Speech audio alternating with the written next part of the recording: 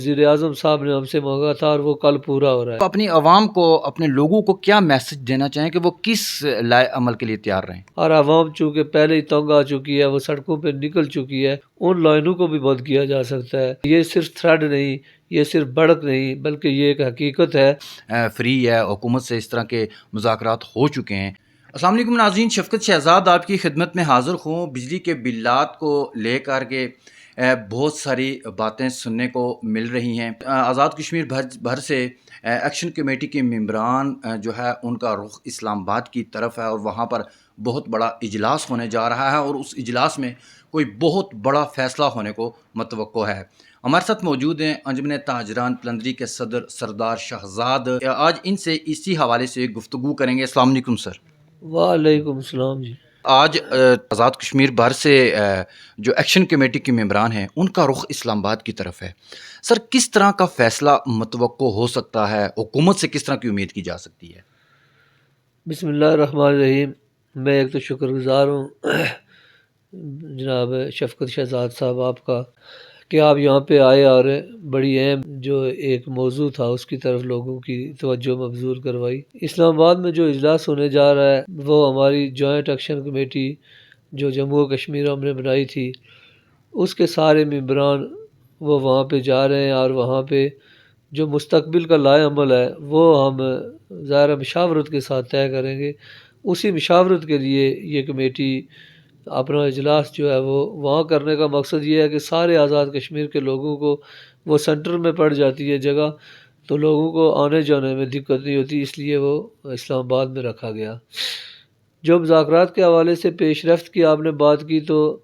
حکومت آزاد کشمیر اور اس کے جتنے وزراء تھے، ہماری ان کے ساتھ بارہا ملاقات ہو چکی ہے،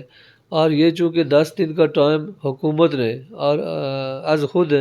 جناب وزیر اعظم صاحب نے ہم سے مانگا تھا، اور وہ کل پورا ہو رہا ہے۔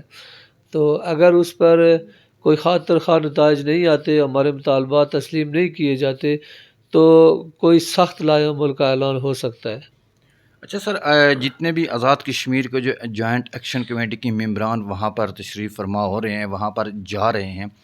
سر اگر کوئی فیصلہ نہ ہو پایا، حکومت سے مذاکرات کامیاب نہ ہوئے، تو آپ اپنی عوام کو، اپنے لوگوں کو کیا میسج دینا چاہیں کہ وہ کس لائے عمل کے لیے تیار رہیں؟ دیکھیں جی، ایک تو یہ ہے کہ ہم نے بجلی کے بلات کا بائی کاٹ پہلے سے کیا ہوا ہے، وہ بائی کاٹ جاری رہے گا،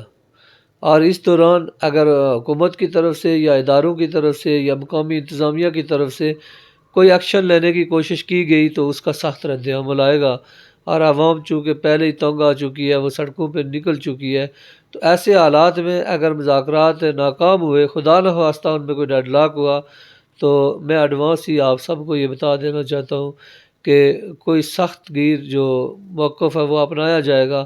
وہ پارلیمنٹ ہاؤس مظفر آباد کا گھیراؤ بھی ہو سکتا ہے، وہ وہاں پہ ٹرانسمیشن جو لائنیں ہیں جو پاکستان کی طرف جا رہی ہیں، جن کے ذریعے بجلی یہاں سے پیدا ہو کے نیشنل گریڈ کو پہنچائی جاتی ہے، ان لائنوں کو بھی بند کیا جا سکتا ہے، اور پھر میرپور سے منگلا کی طرف مارچ کر کے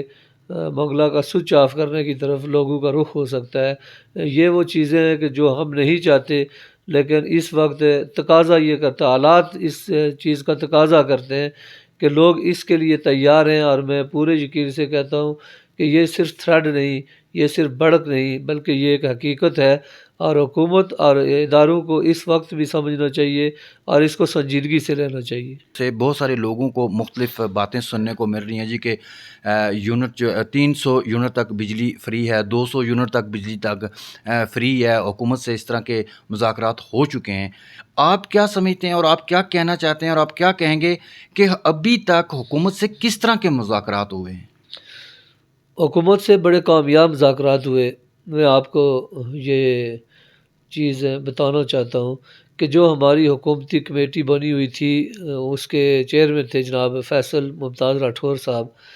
ان میں اور ان کے دیگر وزراء جس طرح میاں عبدالوحید صاحب اور جتنے بھی وزراء وہاں پہ بیٹھے ہوئے تھے، میں یہ سمجھتا ہوں کہ وہ سنجیدہ ہو کے بیٹھے ہوئے تھے، اور انہوں نے اپنے حد تک بڑی کوشش اور کاوش کی بھی،